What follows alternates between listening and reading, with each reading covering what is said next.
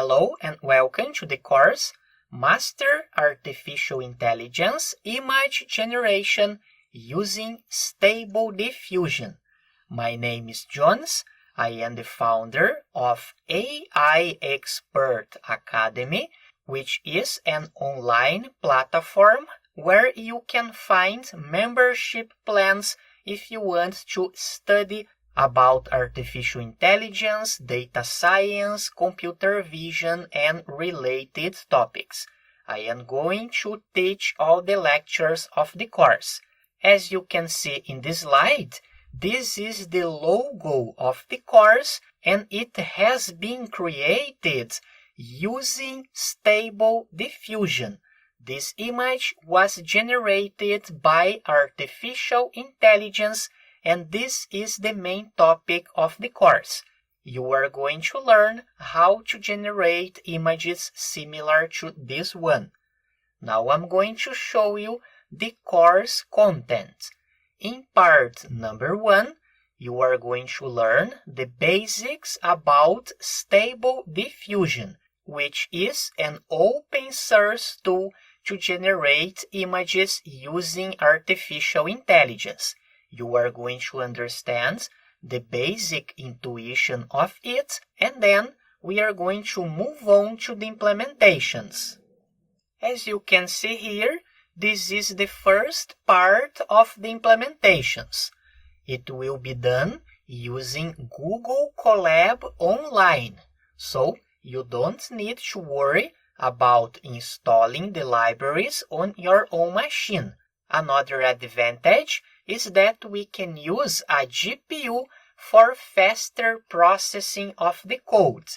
As you can see here, there are a lot of topics that we are going to implement step by step, since the installation until the generation of the first images. For example, we send this prompt, photograph of an apple, and the algorithm will generate this image. We can take a look at a lot of different images that will be generated by the artificial intelligence. We are going to perform the tests with a lot of parameters, so you can choose the best parameters according to the type of result you would like to get. Something very important is that all these images that you are seeing in the slides do not exist in the real world. They have been created by artificial intelligence. You can see very interesting results. For example, a photo of a terrier wearing sunglasses on the beach, ocean in the background. You can see that all the elements of the prompt are present in the generated image. In part number 2, you are going to learn about prompt engineering. It is important to know what type of text you need to send to the artificial intelligence to get the results you would like to have. We have this other Google Colab file. You can see here the list of topics. We are going to discuss all the elements in order to build a good prompt to generate good images. We can see here some other examples of images that will be generated. All implementations will be done step by step. We are going to discuss about negative prompts, which are the elements that you want to avoid in the images. All the images that you are looking at have been generated by the artificial intelligence. We are going to generate images from specific scenarios. For example, generating arts, generating photographs, landscapes, 3D images, drawings, and even architectures. we are also going to cover some other different models to generate high-quality images. For example, these cartoon images, images similar to the real world, images like drawings, and also ultra-realistic images. In part number 3, you are going to learn about fine-tuning. This technique allows you to train a custom image generator, so you can perform the tests using your own images or the images of your pet. We can see here these images from Dave. He is from the Foo Fighters band. These images actually do not exist. They have been generated by the GAN. So then we can generate images of a specific person or animal in different environments. For example, in the snow, we can see the images that have been generated. There are some more examples. Mountain Fuji in the background, pyramids in the forest as an astronaut, and so on. We can take a look at all these images that have been generated by the algorithm. As I said before, you can play with your own images. In part number 4, you are going to learn the image-to-image technique. Instead of only using text to generate new images, we can send to the algorithm an initial image that will guide the generation. For example, we send this initial image and ask the algorithm to generate new ones.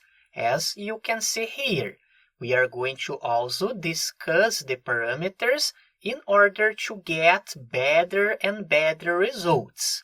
We are going to test the generation of images using different styles, and also we are going to use some more interesting images, like this landscape.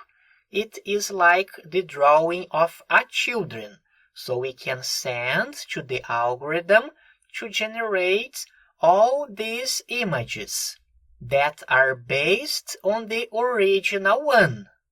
In this section, you are going to learn how to change images.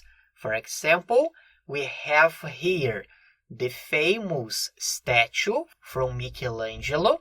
We can perform a lot of changes. For example, give him a mustache, turn into a cyborg, make him wear a leather jacket, and so on.